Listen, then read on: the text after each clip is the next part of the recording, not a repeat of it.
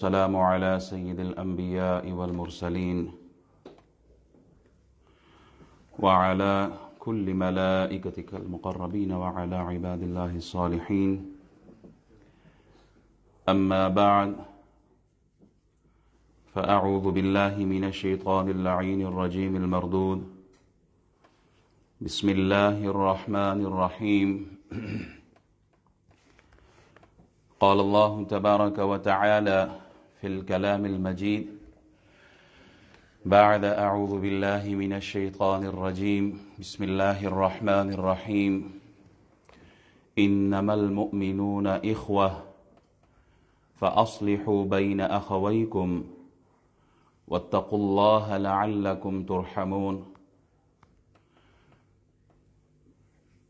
وقال الله تبارك وتعالى في مقام آخر واعتصموا بحبل الله جميعا ولا تفرقوا، أو كما قال النبي صلى الله عليه وبارك وسلم: المسلم من سلم المسلمون من لسانه ويده. صدق الله مولانا العظيم وصدق رسوله النبي الأمين الكريم، ونحن على ذلك لمن الشاهدين والشاكرين، والحمد للہ رب العالمین. تمام حمد و ثنا، کبریائی، بڑائی،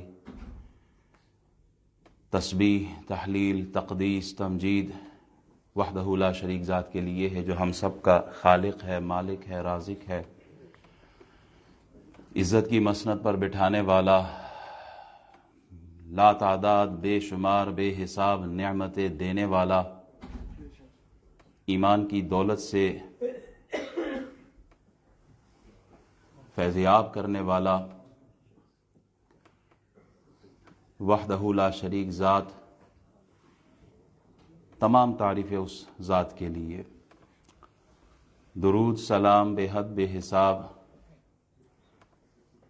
اس ہستی پر کہ جو ہم سب کے نبی ہیں، جو نبیوں کے نبی ہیں، جو رحمت للعالمین ہے، شفیع المذنبین ہے، خاتم النبیین ہے، رحمت للعالمین ہے،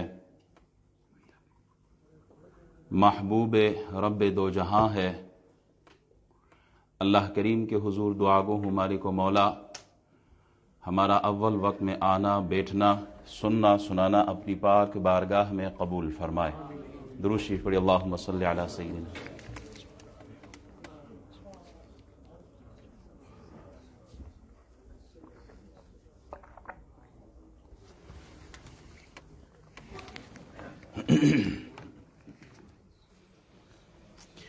دو ہزار چوبیس کا آغاز ہو چکا ہے اور آج پہلا جمعہ ہے، اور ابھی تھوڑی دیر پہلے، کوئی 5-6 منٹ پہلے خبر مجھے ملی، ہماری مسجد کے نمازی تھے ملک صاحب، اللہ کریم انہیں غریق رحمت فرمائے، وفات پا گئے ہیں. کافی دنوں سے علیل تھے. ابھی بعد نماز جمعہ ان کا نماز جنازہ بھی ادا کیا جائے گا. دعا کرتے ہیں اللہ پچھلے سال ان دنوں میں ایسے لوگ بھی تھے جو ہمارے درمیان موجود تھے، آج نہیں ہیں. تاج خان صاحب ہو گئے، جناب اسحاق صاحب ہو گئے، اسی طرح دیگر مسلمان جو فوت ہوئے ہیں، ملک صاحب بھی آج چلے گئے. اللہ ان سب کی مغفرت فرمائے، اللہ ان سب کے درجات بلند فرمائے، اور اللہ کریم اس نئے سال کی آمد پر ہمیں آنے والے وقت کی تیاری کی توفیق عطا فرمائے. یہ گھڑی، یہ لمحہ، یہ وقت، ملک الموت سے ملاقات ہم سب نے کرنی ہے.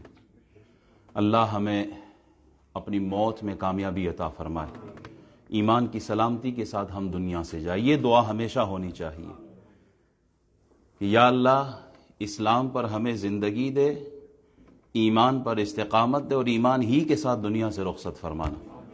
بہت بڑی دولت ہے. احباب، آج میں جس موضوع پہ کچھ کلمات آپ کے گوش گزار کروں گا وہ امت مسلمہ کی جو حالت ہے.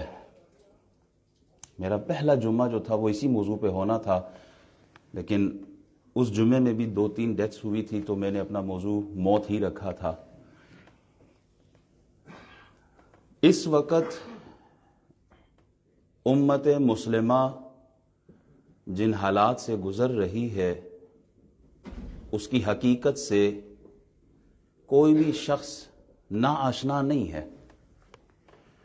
جو ہماری حالت ہے من حیث القوم، بحیثیت مسلمان کے، ہم سب جانتے ہیں. ہماری جو ہوا ہے نا وہ اکھڑ چکی ہے. مسلمان کا ایک روب ہوتا تھا، ایک دبدبہ ہوتا تھا، مسلمان کی ایک عظمت تھی. مسلمان ایک شان کے ساتھ، وقار کے ساتھ، عزت، روب اور دبدبے کے ساتھ جیتا تھا. لیکن اب ہماری حالت یہ ہے کہ عالمی سطح پر مسلمانوں کا مذاق اڑایا جاتا ہے.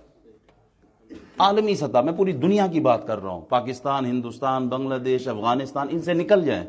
عالمی سطح پر ہمارا مذاق بن کے رہ گیا ہے اس وقت. کبھی اسلام کا مذاق اڑایا جاتا ہے، کہیں قرآن کے نسخوں کو جلایا جاتا ہے، کہیں داڑھی کا مذاق ہے تو کہیں حجاب اور برقعے کا مذاق اڑایا جاتا ہے. اور تو اور اس حد تک نکل چکے ہیں کہ نبی اکرم نور مجسم شفیع معظم صلی اللہ علیہ وبارک وسلم کی ذات اقدس بھی ان خبیثوں کی خباثت اور ان شریروں کی شرارت سے آپ کی ذات اقدس پر جس طرح یہ انگلی اٹھاتے ہیں وہ مقام بھی محفوظ نہ رہا. کہیں کارٹون چھپتے ہیں تو کہیں موویاں بن رہی ہوتی ہیں. مسلمان ہم سب کے مشاہدے میں مسجدوں میں بم دھماکے نہیں ہوتے، مزاروں کو بموں سے نہیں اڑایا جاتا. ان کا اگر کوئی کتا بھی مر جائے نا، کسی گٹر میں کتا ان کا گر جائے تو یہ سوگ مناتے ہیں. فلسطین کے بچوں کا کوئی پوچھنے والا نہیں ہے. کیا یہ حقیقت نہیں ہے؟ ان کے کتے مر جائیں تو ان کا میڈیا چلا چلا کے ساری دنیا میں واویلا مچا دیتا ہے. کیا افغانستان کے قندوز کے بچے، کیا پاکستان کے وہ آرمی سکول پشاور کے جو بچے، کیا وہ انسان نہیں تھے؟ سوال یہ ہے، سوچنے کی بات یہ ہے کہ جن مسلمانوں سے کیسر و کسرا، وہ جو اپنے وقت میں سپر پاور تھی، وہ لرزہ بر اندام ہوتے تھے، ڈرتے تھے، خوف کھاتے تھے. 313 ہو کے پوری دنیا پر جن کی حکومت تھی، جن مسلمانوں سے وقت کے فرعون ڈرا کرتے تھے، آج کیا بات ہے کہ ایک اسرائیل چھوٹا سا ملک ہے، وہ بھی 57 اسلامی ممالک کو آنکھیں دکھا رہا ہے. کوئی وجہ تو ہے نا، دیر از سم ریزن.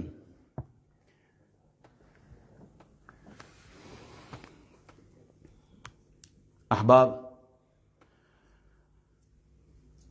جہاں بھی ظلم ہو رہا ہے، جس جگہ مسلمان رو رہا ہے، آپ اگر اس کے ریزنز دیکھیں گے بہت سارے ملیں گے، لیکن ان میں جو سب سے بڑی وجہ ہے، جو سبب ہے ہمارے رونے کی، سب سے بڑی وجہ جو ہے وہ ہمارا آپس میں اتحاد اور اتفاق کا نہ ہونا ہے. ہم خود مشت و گریباں ہیں، ہم خود افتراق و انتشار، لڑائی جھگڑے، فتنے فساد، خود مسلمان قوم آپس میں ایک دوسرے کے گریبانوں میں ہاتھ ڈالا ہوا ہے. وہ کہتے ہیں جب گھر کے لوگ ہی لڑ رہے ہیں تو باہر کا دشمن، اس کی تو ضرورت ہی کوئی نہیں ہوتی، اور ان کے لیے پھر بہت ایزی ٹارگٹ ہے ہم. کیوں؟ ہم نے خود ایک دوسرے کے گریبانوں میں ہاتھ ڈالا ہوا ہے. ہم خود ایک دوسرے سے حسد کرتے ہیں، ہم خود ایک دوسرے، مسلمانوں کی بات کر رہا ہوں، من حیث القوم، پوری دنیا کے مسلمانوں کی. جس باغ کے پھولوں کو سنوارنے اور بنانے میں رسول اللہ نے 23 سال لگا لیے، ہم اسی باغ کے پھولوں کو اپنے ہاتھوں سے مسلتے ہیں. رسول اللہ صلی اللہ علیہ وسلم نے جس باغ کو، یہ اسلام ایک باغ ہے، اور ہر کلمہ گو مسلمان ایک پھول ہے ایک اسلام کا، اور ہر ایک پھول کی اپنی ایک خوشبو ہے. وہ خوشبو، اس پھول کی اہمیت کیا؟ حضور کعبے کی طرف دیکھ کے کہتے ہیں کعبے تیری عظمت بہت ہے، لیکن ایک کلمہ گو مسلمان، اس کی عظمت کا کیا ہی کہنا۔ جس قوم کو رسول اللہ نے 23 سال طائف کی وادی میں جا کر پتھر کھا کر، بدر اور احد میں جا کر اپنے دانت شہید کروا کر بھی جس باغ کو حضور نے بنایا، آج ہم مسلمان اس باغ کے ایک ایک پھول کو توڑنے میں لگے ہوئے ہیں۔ حضور نے وہ حبشے سے آئے ہوئے بلال حبشی کو اپنا بنا لیا، وہ فارس سے، ایران کی طرف سے سلمان فارسی کو اپنا بنا لیا، روم سے آئے ہوئے صہیب رومی کو اپنا بنا لیا، مختلف قوم قبیلوں کے لوگوں کو رسول اللہ نے اکٹھا کیا، حضور نے سب کو جمع کیا۔ ہماری قوت، ہماری پہچان، ہماری عزت، ہمارا وقار وہ لا الہ الا اللہ محمد الرسول اللہ سے جڑا ہے، قومیت کی بنیاد پر نہیں۔ یہ راجے ہیں، وہ چودھری ہے، یہ رائی ہیں، وہ خان ہے، وہ ملک ہے، یہ فلانا ہے تو وہ ٹمکانا نہیں۔ عزت اس سے نہیں ہے، عزت جو رسول اللہ نے بنائی ہے۔ دیکھو ابو جہل کون تھا؟ مکے کے رہنے والے، قریشی ہے، عربی ہیں، کیا اس کی عزت ہے؟ ابو لہب کی عزت ہے؟ صبح قیامت تک لوگ لانتے بیچتے ان پر۔ عرب کے لوگ ہیں، یہ ہم سے زیادہ عربی جانتے ہیں، ان کی عزت نہیں ہے۔ عزت کن کی ہے؟ رسول اللہ نے جن کو کعبے کی چھت پہ چڑھایا، جن کو لوگ غلام کہتے ہیں، رسول اللہ نے ان کو کعبے کی چھت پہ چڑھا دیا۔ حضور نے عزت کا معیار قومیت پر نہیں رکھی، زبان پر نہیں رکھی، حضور نے عزت کی بنیاد ان اکرمکم عند اللہ اتقاکم، قرآن اللہ خود فرماتا ہے تم میں بہترین وہ ہے کہ جو تقوی کے معیار پہ پورا اترتا ہو، جس کا تقوی سب سے اعلیٰ ہو۔ اخوت ان لوگوں میں تھی، محبت ان لوگوں میں تھی، اسلام کیا ہے وہ لوگ بہتر جانتے تھے، قربانی کیا ہے وہ لوگ بہتر جانتے تھے، اتحاد اور اتفاق اصل معنوں میں ان لوگوں کے درمیان تھا۔ حضرت ابو جہم فرماتے ہیں کہ یرموک کی لڑائی میں میرا چاچے کا بیٹا وہ لڑ رہا تھا، تو میں پانی لے کے گیا کہ کہیں اس پانی کی ضرورت ہوگی، تو میں جب قریب پہنچا تو دیکھا وہ آخری سانسیں لے رہا ہے۔ میں نے پوچھا پانی پلاؤں؟ تو آگے سے اس نے اشارے سے کہا، وہ نزع کی کیفیت تھی کہ ہاں پلاؤ۔ جو ہی میں پانی لے کے گیا، قریب دوسرا شخص لیٹا ہوا تھا، اس نے آہ بھری، تو میرے بھائی نے اشارہ کیا کہ مجھے نہیں، پہلے اس کو پلاؤ۔ جب میں ان کے قریب گیا تو وہاں دیکھا کہ وہ ہشام بن العاص پڑے ہوئے ہیں، جب ان کی بھی یہی کیفیت، جب میں ان کو پانی دینے لگا تو قریب تیسرا آدمی لیٹا ہوا تھا، اس نے آہ کی، تو اس نے کہا مجھے نہیں، پہلے ان کو جا کے پلاؤ۔ کہا جب میں تیسرے کے پاس گیا تو وہ دم توڑ چکا، پلٹ کے آیا ہشام کے پاس تو وہ بھی دم توڑ چکا، جب چاچے کے بیٹے کے پاس گیا تو وہ بھی دم توڑ چکا تھا۔ یہ تھے وہ مسلمان حقیقت میں، جنہیں پتہ تھا کہ اتحاد کیا ہوتا ہے، اخوت کیا ہوتی ہے، قربانی کیا ہوتی ہے، ایثار کیا ہے، ہمدردی کیا ہے، اسلام کیا ہے۔ یہ تھے وہ خدا والے، یہ تھے وہ رسول اللہ والے۔ ہم تو موبائل کے لیے بھی 10,000 کے لیے بھی بندے کو گولی مار دیتے ہیں، ہم تو مال کمانے کے چکر میں مال میں ملاوٹ کر کے اگلے کی جان جاتی ہے تو جائے، لیکن مجھے مال ملے، یہ ہے مسلمان۔ حضرت ابن عمر رضی اللہ تعالیٰ عنہ فرماتے ہیں کہ بکری کی سری آئی نا، کسی نے ہدیہ بھیجی ایک صحابی کو کہ آپ کھا لیں، کہتے جب انہوں نے نوٹ کیا کہ مجھ سے زیادہ ضرورت مند دوسرا آدمی ہے تو کیوں نہ میں اس کو دے دوں، کہا انہوں نے اس کے پاس بھیج دی، انہوں نے دیکھا کہ مجھ سے زیادہ ضرورت مند تیسرا آدمی ہے، ان کے پاس بھیج دی، تیسرے نے، چوتھے نے، پانچویں، ساتویں نمبر پہ پلٹ کے واپس اسی آدمی کے گھر پہ آئی جہاں سے پہلے آدمی نے بھیجی تھی۔ یہ کیا تھا؟ اصل میں وہ لوگ تھے اتحاد والے، وہ لوگ تھے اتفاق والے، وہ لوگ جانتے تھے کہ غم، درد، خوشی، غمی، دکھ، تکلیف، مصیبت، پریشانی کس طرح ہم نے شیئر کرنی، کس طرح آپس میں بانٹنی ہے۔ جب تک مسلمان آپس میں متفق تھے، جب تک مسلمان آپس میں اتحاد اور اتفاق، اخوت اور بھائی بندی کے ساتھ جیتے رہے، ہم نے پوری دنیا پر حکومت کی ہے۔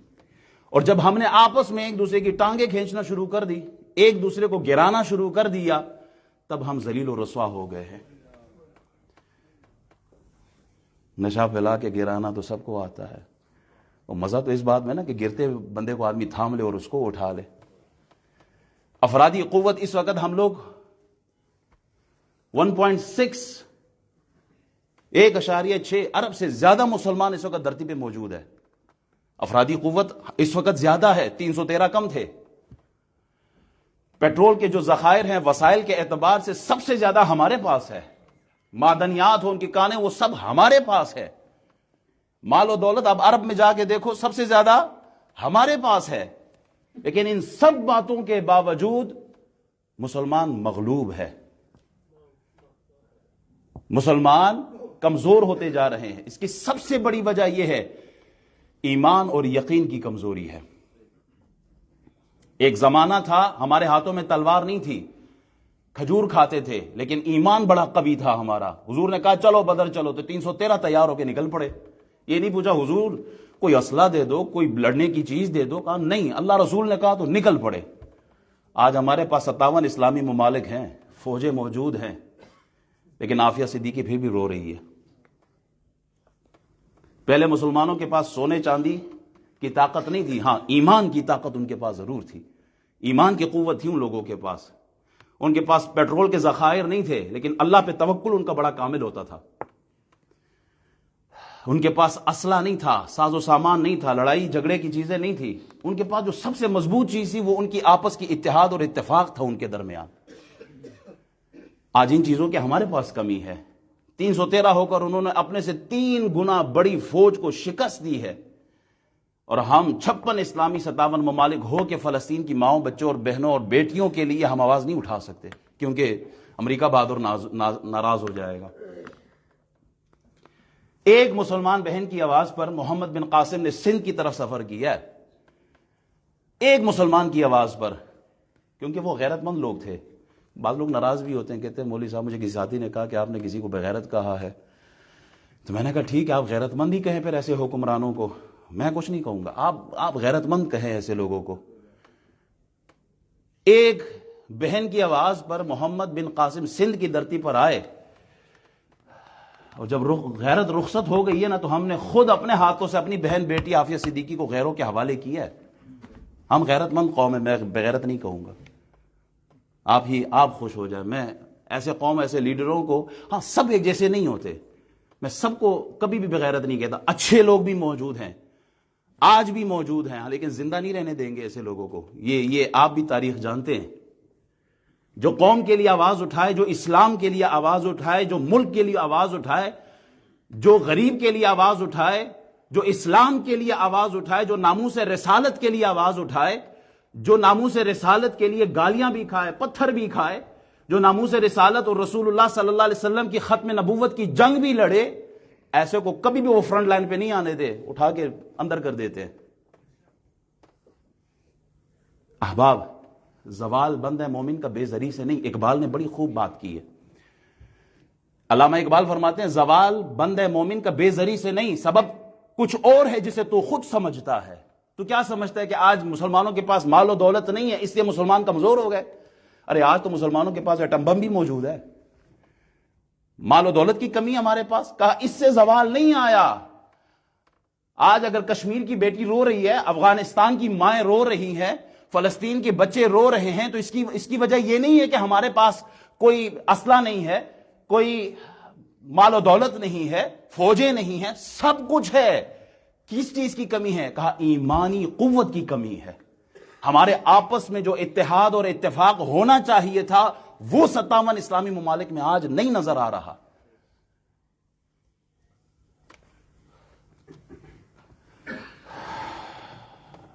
اللہ تعالی ہمیں بھی وہ ایمان دے, وہ قوت دے جو صحابہ کرام کو عطا فرمایا تھا. آج کے دور کے مسلمان اور صحابہ میں کوئی فرق ہے نا؟ فرق کیا ہے؟ وہ لوگ ایمان کے متلاشی تھے, ہم درہم و دینار کے پیچھے پڑے ہوئے. وہ لوگ اللہ کی رضا چاہتے تھے. ہمیں تو وہاں اس جگہ ہم کوشش کرتے ہیں جانے کی کہ جہاں مال و دولت ملے, جہاں کوئی خزانے ملے, جہاں کوئی عہدے منصب پاور ملے, ہماری نظر وہاں ہوتی ہے. وہ خدا سے ڈرنے والے لوگ تھے اور ہم انسانوں سے ڈرنے والے لوگ ہیں. وہ لوگ حق بات کرتے تھے, بادشاہ کے سامنے کرتے تھے. ہم تو حق بھی وہاں بولتے ہیں جہاں دیکھتے ہیں کہ ذرا ماڑا سا بندہ ہے، یہاں میرا حق چل سکتا ہے، ہم اس کے سامنے بولتے ہیں. ذرا بولو نا اپنے حق کے لیے اس کے سامنے کہ جس کے سامنے کوئی بولتا نہیں ہے، تب ایمان کی قوت کا پتہ چلتا ہے. فرعون، نمرود، شداد کے سامنے بولنے والے، ایمان کی بات کرنے والے، انہی کا ذکر تو قرآن میں موجود ہے. حق کا ساتھ دینے والوں کا قرآن میں موجود ہے. تو صحابہ کرام نے اتحاد اور اتفاق کے ساتھ دنیا کو اپنا میسج دیا ہے. قرآن خود کہتا ہے، قرآن کہتا ہے وَلَا تَنَازَعُوا فَتَفْشَلُوا وَتَذْهَبَ رِيحُكُمْ. آپس میں مت جھگڑا کرو. یہ جو روب ہے نا، روب، یہ ختم ہو جاتا ہے جب دشمن دیکھتا ہے نا کہ یہ تو آپس میں الجھے ہوئے ہیں. ان کی ہوا اکھڑ جاتی ہے، ان کا روب، وہ دبدبا، وہ پاور، وہ ختم ہو جاتی ہے. اسی لیے آج 57 اسلامی ممالک ایک طرف ہے اور ایک اسرائیل، چھوٹا سا ملک، سب کو آنکھیں دکھاتا ہے. کیوں؟ اسے پتا کہ یہ سارے آپس میں ہی الجھے ہوئے ہیں. اسے بودر ہی نہیں. وہ روز بم مارتا ہے ہمارے سامنے، ہماری آنکھوں کے سامنے چھوٹے چھوٹے بچوں کو شہید کیا جا رہا ہے. ہم اگر متحد ہو جائیں، ہم اگر اتفاق کے ساتھ، پوری امت مسلمہ کی بات کر رہا ہوں. اندلس دیکھا کیا ہوا، 800 سال تک حکومت کی تھی نا ہم نے. جرنیل آیا تھا نا، طارق بن زیاد. لیکن جو ہی ہم فرقوں میں بٹے، جو ہی ہم آپس کے انتشار میں پڑے، سب ہاتھ سے چلا گیا. بغداد کا حال دیکھو، تاتاریوں نے ہم پہ کیسے حملہ کیا.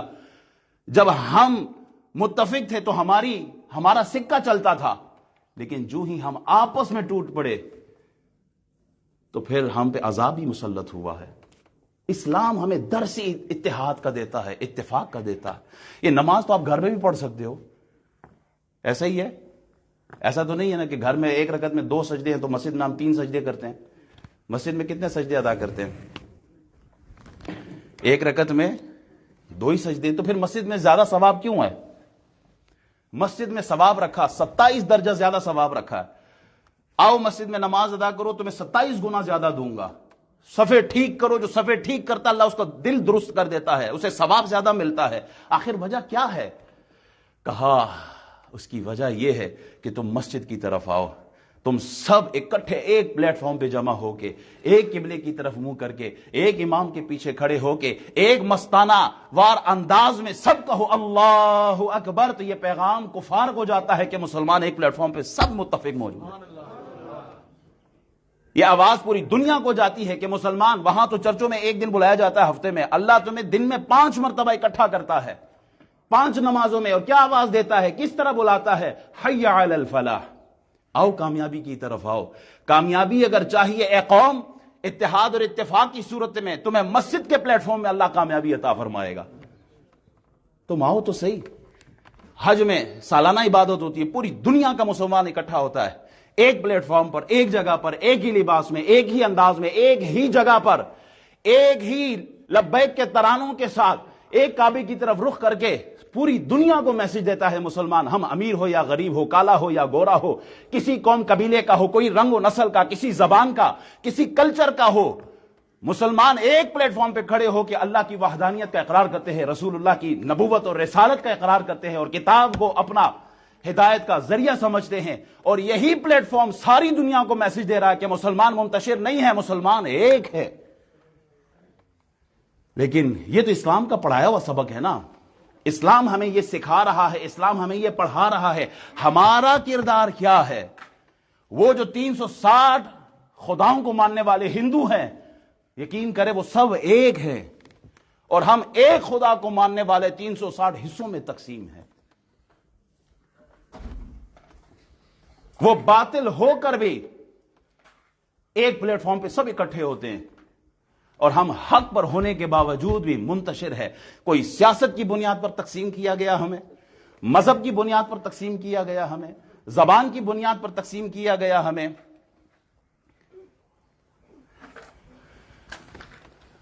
اور مختلف پلیٹ فارمز پر ہمیں تقسیم کیا گیا ہے.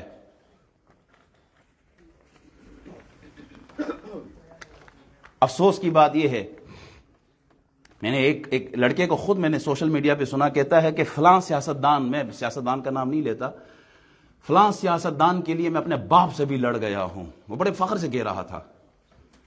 میں نے کہا اگر کل رسول اللہ نے اتنا ہی پوچھ لیا کہ تو سیاستدان کے لیے تو باپ سے لڑ پڑا، بتا میرے لیے یہ باپ کی خدمت نہیں کر سکتا تھا، کیا جواب ہوگا ہمارے پاس؟ سیاستدانوں کے لیے ہم آپس میں لڑتے، سگے بھائی ہوتے ہیں اور کسی سیاستدان کی خاطر ہم آپس میں لڑ پڑتے ہیں، یہ کوئی عقل کی بات ہے؟ اسلام نے تو ہمیں جوڑ کے رکھا تھا، ہم آپس میں منتشر کیوں ہو رہے ہیں؟ کافر جب بم مارتا ہے نا غزہ پر تو یہ نہیں دیکھتا کہ یہ حنبلی ہے، یہ شافعی ہے، یہ حنفی ہے، یہ مالکی ہے، یہ اونچی آمین کہتا ہے، یہ نیچی آمین کہتا ہے، یہ ہاتھ اٹھا کے پڑھتا ہے، یہ ہاتھ نیچے کر کے پڑھتا ہے، یہ میلاد والا ہے، یہ بغیر میلاد، وہ یہ نہیں دیکھتا، وہ کہتا ہے مسلمان ہے مارو ان کو بم۔ اور ادھر ہمارا کردار کیا ہے سب کے سامنے ہے۔ علامہ اقبال وہ کہتے ہیں کہ ایک علاقے پہ سیلاب آیا نا، سارے گھروں کو اڑا کے لے گیا، ایک درخت باقی رہا، تو ایک آدمی اپنی جان بچانے کے لیے درخت پہ بیٹھ گیا، تو دیکھتے اسی شاخ پر ایک سانپ بھی بیٹھا ہوا ہے، جہاں سانپ وہ بندے کو ڈستا ہے اور بندہ سانپ کو مارتا ہے، لیکن یہ دونوں آپس میں ایک ہی شاخ پہ بیٹھ گئے، تو کہتے ہیں کہ ان دونوں کو ایک دوسرے پہ ترس آیا، وہ ایک دوسرے کے ہمدرد بن گئے، ایک دوسرے کے غمگسار بن گئے۔ کیوں؟ کہا بہت بڑی تباہی آئی ہے، ہمارا سب کچھ لے گئے، ہم نے آپس میں نہیں لڑنا۔ کہ مسلمان قوم وہ ہم پہ بم گرائے جا رہے ہیں، ہم آپس میں کیوں الجھ پڑے ہیں؟ ہمارے آپس کے انتشار و افتراق کی وجہ سے تو ان کو جرت ملی ہے۔ کیا ہم بڑی تباہی سے بچنے کے لیے آپس میں پیار محبت کا رشتہ قائم نہیں کر سکتے؟ قطرہ جب تک سمندر کے اندر ہوتا ہے نا وہ سمندر ہوتا ہے، اور جو ہی وہ قطرہ سمندر سے نکلا وہ قطرہ ہو گیا، وہ سمندر نہیں رہا۔ ہم کنکر بن کر رہ گئے ہیں، ہم پہاڑ نہیں ہیں، ہم قطرہ بن کر رہ گئے ہیں اس وقت، ہم سمندر نہیں ہیں اس وقت، اینٹوں کی صورت میں ہم بکھرے ہوئے ہیں، ہم مضبوط دیوار نہیں ہیں۔ حضور علیہ الصلوۃ والسلام نے مسلمانوں کی مثال دی کہ مسلمان کیسے، فرماتے ہیں مسلمان جسم کی مانند ہے، ایک جسم کی مانند ہے۔ کہا کیسے؟ کہا اگر پیٹ میں درد ہو نا، آنکھ آنسو بہا کر اس کا اظہار کرتی ہے، زبان اس درد کا اظہار کرتی ہے، دماغ اس کے حل کے لیے سوچتا ہے، قدم اس حل کو اس مشکل کو دور کرنے کے لیے اب حرکت کرتے ہیں، ہسپتال کی طرف بھاگتے ہیں۔ کیوں؟ درد تو پیٹ کو ہو رہا ہے، یہ پورا جسم کیوں بےتاب ہے؟ کہا ان کے تعلق، ان کے درمیان ایک ایسی چیز ہے جس نے سب کو باندھ کے رکھا ہے، وہ روح ہے۔ روح بندے سے نکال دو، ہاتھ کاٹ بھی دو، کوئی کسی کو کسی پارٹ کو کوئی پرواہ نہیں ہوگی، ایسا ہی ہے۔ جب روح ہے تو پھر درد محسوس کرتے ہیں۔ ہمارے درمیان دیکھیں، دو کپڑوں کو اگر جوڑنا ہو نا تو ہم کیا کرتے ہیں؟ سوئی لیتے ہیں اور جوڑتے ہیں۔ دو لکڑیوں کو جوڑنا ہو تو ہم کیا کرتے ہیں؟ میخ لیتے ہیں، کیل لیتے ہیں، ٹھوکتے ہیں۔ اگر دو اینٹوں کو جوڑنا ہو سیمنٹ لگاتے ہیں۔ کہا دو دلوں کو جوڑنا ہو تو کیا کرتے ہیں؟ اسلام، قرآن کہتا ہے کہ وہ اسلام ہے جو دو دلوں کو جوڑ کے رکھ دیتا ہے۔ ہمارے اندر پوری امت مسلمہ میں فلسطین پر اگر ظلم ہو رہا ہے، ہم کیوں تڑپ رہے ہیں؟ اس لیے کہ ہمارے اندر اسلام کی روح موجود ہے۔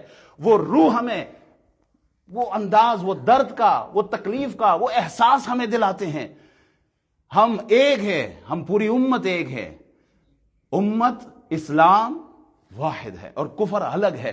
پھر حضور ایک اور مثال دیتے ہیں، کہا مسلمان جو ہے یہ دیوار کی، مضبوط دیوار کی مانند ہے۔ آپ نے اشارہ فرمایا، آپ نے سمجھانے کے لیے، حضور کے ہاتھ بہت مبارک ہاتھ ہے، آپ فرماتے ہیں پھر آپ نے اس طرح اشارہ کیا کہ اس طرح ہے مسلمان آپس میں، اینٹ سے اینٹ ملی ہو تو ہی مضبوط دیوار بنتی ہے، پھر ہواؤں کا رخ موڑ دیتی ہے۔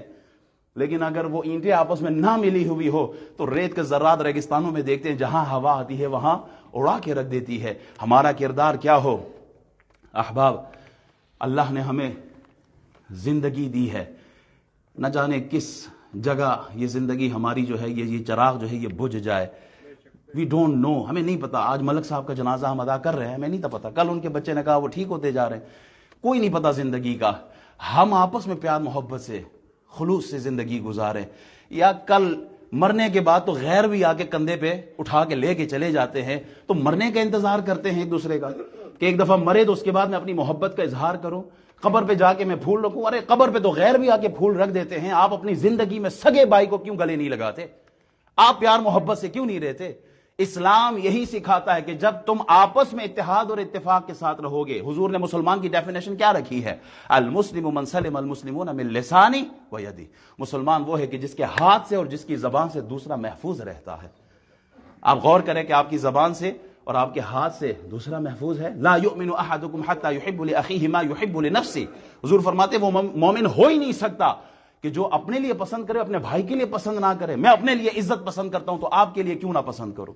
میں اپنے لیے حلال پسند کرتا ہوں تو آپ کے لیے حلال پسند کیوں نہ کروں. میں اپنے لیے فائدہ سوچتا ہوں تو آپ کے لیے فائدہ کیوں نہ سوچوں. تو جس طرح اپنے لیے سوچتے ہو اسی طرح غریبوں کے لیے بھی سوچو, اسی طرح درد مندوں کے لیے بھی سوچو, اسی طرح دوسروں کا بھی خیال رکھو.